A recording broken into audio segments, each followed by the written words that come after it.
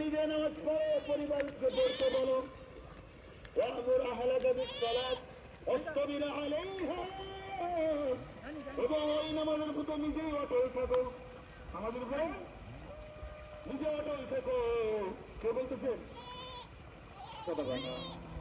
আল্লাহ বলেন নিজে নামাজ পড়ো, পরিবার নামাজ পড়ার কি বলো, নামাজ পড়তে বলো, এবং ওরকম নিজে অটল থাকো।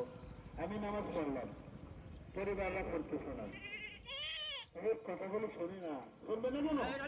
পরিবার থেকে ভাগ হয়ে যাও, আলাদা হয়ে যাও, চেষ্টা ত্যাগ করো, খাবার ত্যাগ করো, সব কিছু যখন ত্যাগ করবে ওই পরিবারটা সংশোধন হয়ে যাবে। এরকম তো আমরা করি না।